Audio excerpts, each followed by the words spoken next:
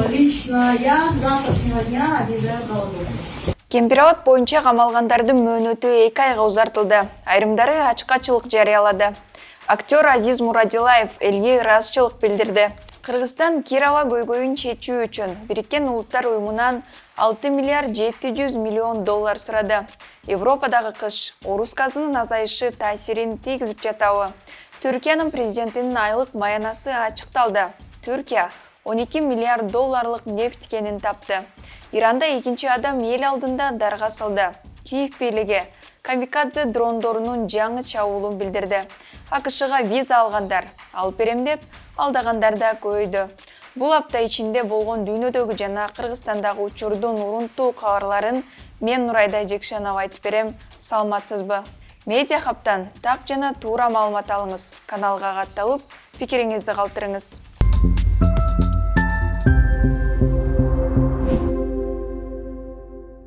13 декабрда Бишкектин 1 май райондук соту жапырт башламандык уюштурууга даярдык көргөн деген шек менен камактагы Борбордук шайлоо комиссиясынын мурдагы мүчөсү Гүлнара Журабаеваны, Коопсуздук кеңешинин мурдагы катчысы Кеңешбек Дүйшөбаевди жана жарандык активист Эрлан Бекчуро уулун, укук коргоочу Рита Карасартованы, Жалал-Абад облусунун экс-губернатору Бектур Асановду, активист Перизат Суранованы, Конституциялык соттун мурдагы судьясы Клара Сооронкулованы, Кемпироват суу сактагычын коргоо боюнча комитеттин координатору Мамбетжунус Абыловду, Жогорку кеңештин экс-депутаты Равшан Жээнбековду, активист Таалайбек Мадеминовду, блогер Атай Бейшенбекти, мурдагы депутат Кубанычбек Кадыровду, саясатчы Жеңиш Молдахматовду 2023 жылдын 20 февралына чейин камакта калтырды. Айыпталуучулардын дээрлик бардыгы токтомдор өзгөрүп, буга чейин эч кандай тергөө жүрбөгөндүгүн айтып, негизсиз эле камалып жаткандарын билдиришти. Клара Сооронкулова, Рита Карасартова, Орозайым Нарматова, Равшан Жээнбеков, Атай Бейшенбек жана Перизат Суранова, Бектур Асанов мындай мыйзамдыкка каршылык катары 14 декабрдан баштап ачкачылык жарыялады. Но после решения в отношении Гульнары Журабаевой сомнений никаких нету, и лично я с завтрашнего дня объезжаю голодовку.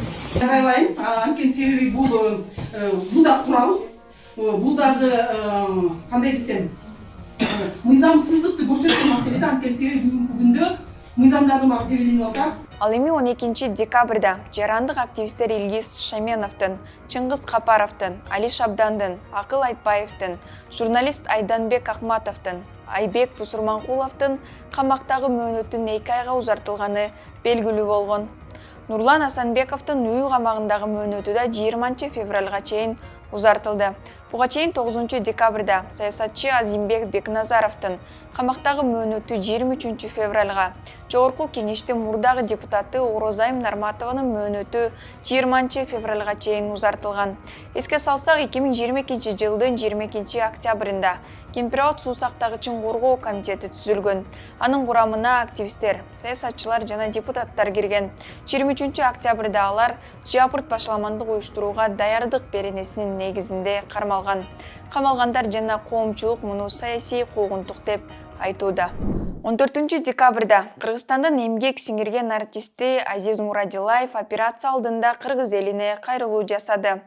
Урматтуу кыргыз калкым, ушу көп адамдар мен үчүн дуа кылып атыптыр, суранып атышыптыр, колдон келген жардам берип атыптыр. Мен ага миң мертебе рахмат деп айтат элем. Ошондой эле президентке, бардык жардам берген адамдарга чоң рахмат айтам. Кудай кааласа, Кудай буйруса, жакшылыкта жолугабыз деп ишенем. Видеону социалдык тармактарга теле алып баруучу коомдук ишмер Ассоль Молдахматова жарыялады. Боордогу цирроз дарты менен жабыркаган 44 жаштагы актердун боорун алмаштыруу үчүн 45 000 доллар керектиги айтылган. Анын ичинен 3 000 доллары элден топтолсо, президент Садыр Жапаров актердун үй бүлөсүнө 4 декабрда 42 000 доллар берген. Актерго өз тажеси донор болот. Ассоль Молдахматова белгилегендей, Түркияда операция жасоо үчүн донор 30 декабрда өтө турган этикалык комиссиядан өтүшү керек. Атың ким чырагым? Атым Курманжан. Кеңир жалгасын сени. Эл сүймөнчүгү болгон эмгек сиңирген артист Азиз Мурадилаевке бекем ден соолук каалайбыз. Жаратылыш ресурстары, экология жана техникалык көзөмөл министрлиги Бишкектин абасынын булганышын азайтуу үчүн Бириккен Улуттар уюмунан 6 миллиард 700 миллион доллар грант сурады. Бул тууралуу Жогорку Кеңештин тармактык комитетинин жыйынында аталган бөлүмдүн башчысы министр Динара Кутманова билдирди. Кутманованын айтымында, гранттын эсебинен 23 откананы көмүрдөн газга өткөрүү жана үй чарбаларына альтернативдик энергия булактарын киргизүү пландалууда. Развитие внедрения альтернативных источников ВИА, то есть это тепловые насосы, это канадский колодец и это более широкое использование, значит, дополнительной гибридной формы отопления, это солнечные панели в домохозяйствах. Вот по этим направлениям были разработаны проекты, и мы заявили, значит, на получение грантовой помощи на 6 миллиардов 700 миллионов долларов. Министр мындай суммадагы өтүнмөлөр 3 жыл ичинде караларын кошумчалады. Бир күн мурун World Air Quality рейтингинин сайтында Бишкек абанын булганышы боюнча дүйнөдө алдыңкы орунга чыккан. Учурда Бангладеш, Босния жана Польшадан кийинки 4-орунга түштү. Учурда Бишкек шаарындагы PM2,5 концентрациясы дүйнөлүк саламаттыкты сактоо уюму норма деп эсептеген жылдык орточо аба сапатынан 49 эсе жогору турат. Ыш каптаган борбордун тургундарына көчөдө бет каптагынуу, үйлөрдүн терезелерин жабуу жана эшикте көп баспай, ачык асманда машыгуудан алыс болуу сунушталат. Кыш келгени адатынча Бишкекти ыш каптап, көйгөй чечилбей жаткан жакта Европада да энергетика тармагында кыйын кезең башталып, эл аргасыз үнөмдөп баштады. Европага суук түштү. Дем алыш күндөрдөгү каардуу борондон улам Польшада жол кыймылы үзгүлтүккө учураса, Британияда аба ырайынан улам аба каттамдары үзгүлтүккө учурады. Хитроу, Гетвик жана Станстед шаарларында ондогон каттамдар токтотулду. Биринчи кар Франциянын борбордук жана батыш аймактарында жаады. Бир катар мамлекет өкмөттөрү жакынкы айларда электр жарыгы үзгүлтүккө учурашы мүмкүн экенин эскертишти. Европада газдын 40% жеке турак жайлар колдонушат. 30%-на жакынын өнөр жай тармагы керек дейт. Ал эми Орусия дагы деле Европанын мурункудан аз өлчөмдө болсо да газ менен камсыздоосун улантууда. Бирок каалаган учурда түтүктү жаап салышы ыктымал. Мунай менен көмүрдөн айырмаланып, Европа газга санкция салган жок. Бирок Орус президенти Владимир Путин газ куурунун оозун бир тараптуу бекитип салды. Орусия аскерлери 24 февралда Украинага басып киргенде Газпром түрдүү шылтоо менен евро биримдикке газ сатууну 80%-га кыскарткан. Буга байланыштуу Европа тоңот, кышта өтө кыйналат деген болжолдор айтылган. Иш жүзүндө европалыктар газды үнөмдөөнү аргасыздан үйрөнүп жатат. Эми кечкисин күйүп турган дүкөндөр, фонтандар, кондиционерлер өчүрүлүп, жада калса сөөктө өрттөөчү, крематорийлер дагы газды үнөмдөөчү план ойлоп чыгышты. Евро биримдик жаңы жылга чейин көгүлтүр оттун баасынын жогорку чегин аныктайбыз деп жатат. Путин андай болсо газды бербей эле коебуз деген позицияда. Түркиянын президенти Режеп Тайип Эрдоган өлкөнүн түштүк чыгышындагы Габар тоосунун аймагында 150 миллион баррель баасы болжол менен 12 миллиард долларды түзгөн таза мунай табылганын жарыялады. Бул тууралуу Эрдогандын өкмөттүк жыйындан кийинки билдирүүсүндө айтканын Анадолу агенттиги жазды. Түрк лидери муну быйылкы кургактыктагы 10 ири кендин бири деп атады. Ошондой эле ал Түркиянын улуттук мунай компаниясы Түркия петролдеринин 5 жыл мурда болжол менен 40 000 баррель болгон күнүмдүк өндүрүшү азыр 65 000 баррелге жеткенин айтты.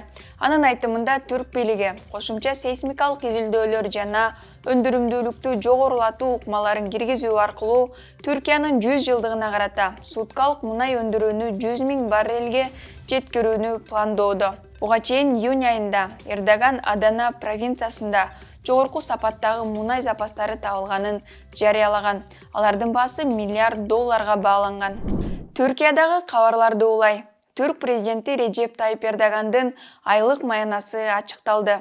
Режеп Тайип Эрдогандын 2022 жылдын бюджетиндеги таза айлыгы айына 66 445 түрк лирасы, башкача айтканда 3565 долларды түзөт. Бул тууралуу Түркиянын вице-президенти Фуат Октай Түркия улуу улуттук жыйынында 2023 жылдын бюджети боюнча депутаттардын комментарийлерине жана суроолоруна жооп берип жатып билдирди. Октай 2022 жылдын экинчи жарымында 2023 жылга накталай акчанын өсүшү болбогондугун, ошол күндөн бери президенттин айлыгы көтөрүлбөгөнүн кошумчалады. 12 декабрда эртең менен 23 жаштагы Маджидзера Рахнавард Ирандын Мешхет шаарында эл алдында дарга асылды. Сот аны Кудайга душмандык кылган деп күнөөлүү деп тапты. Рахнавард ноябрдагы нааразычылык акциялары учурунда Басич аскердик полициясынын өкүлдөрүнө бычак сайган деп кармалган. Мешхет шаарынын мэри 17 ноябрда тополоңчулар дүкөндөрдү жабууга мажбурлоо максатында дүкөн ээлерин коркута баштаганын, ал учурда Басич мүчөлөрү кийлигишүүгө аракет кылганда митингчилердин бири капысынан бычак менен аларга кол салганын айткан. Бул Иранда бир жумадагы экинчи өлүм жазасына тартуу. Биринчиси 8 декабрда болуп, дүйнө жүзү муну айыптаган. 23 жаштагы Максен Шикари Кудайга душмандык кылды деп соттолгон. Ага да дал ушундай Басичтин мүчөсүнө кол салган деп айыпталган. Ирандагы нааразылыктар 13 сентябрда башталган. 22 жаштагы кыздын өлүмүнөн кийин нааразычылык башталып, кийин өкмөткө каршы акцияга айланып кетти. Андан бери элдик толкун токтоо митингге чыккандардын 500гө жакыны каза тапты. 19 миңдейи кармалды. Эркиндик үчүн күрөшкөн элде Иран бийлиги күч менен басууда. Украина-Орусия согушу жакында бүтчүдөй көрүнбөйт. Буга жаңы чабуулдар, жаңы курал менен жабдуулар тууралуу маалыматтар мисал. 14 декабрда Киевдин мэри Виталий Кличко шаарга камикадзе дрондору менен кайрадан чабуул болгонун билдирди. Маалыматка караганда, Украина абадан коргонуу күчтөрү 11 учкучсуз учакты атып түшүргөн. Киевдин борборундагы 2 административдик имарат жана аймактагы бир үй жабыркаган. Үйдүн сүрөтүн президенттик аппараттын жетекчисинин орун басары Кирилл Тимошенко жарыялады. Буга чейин орус тарап Иранда жасалган учкучсуз учактарды колдонгонун четке кагып келген. Бул жолу Украинанын борборуна жасалган жаңы чабуул боюнча азырынча комментарий бере элек. Ал тапта АКШ президентинин администрациясы Украинага Патриот зениттик ракеталык комплекстерин берүүгө даярданууда.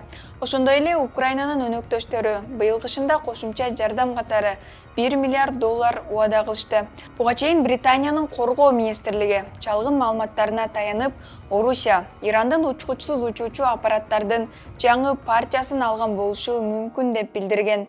Министрлик Иранда жасалган учкучсуз учактардын чабуулдары тууралуу маалымат акыркы 3 жумада биринчи жолу пайда болгонун эске салды. Бул окуялар али тастыктала элек, бирок Орусия мурдагы бир нече жүз Шахид 131 жана Шахид 136 учкучсуз учактарын түгөтүп, азыр жаңыларын алышы толук ыктымал. Согуш башталгандан бери Орусия коңшу өлкөнү басып алган аймактарын көзөмөлүндө кармоо аракетин улантууда. Негизинен эки тараптын айткандарын көз карандысыз булактардан тактоо мүмкүн эмес. Улуттар уюмунун маалыматы боюнча 14 миллионго жакын украиналык буга чейин үйлөрүн таштап аргасыздан качкынга айланды. АКШга виза алгандар алып берем деп алдагандар да көбөйдү. АКШга барууну каалагандар көбөйүп, виза алуу үчүн кезекке жазылгандар 2024 жылга чейин жеткен. Буга байланыштуу элчилик жаңы мүмкүнчүлүктөрдү ачты.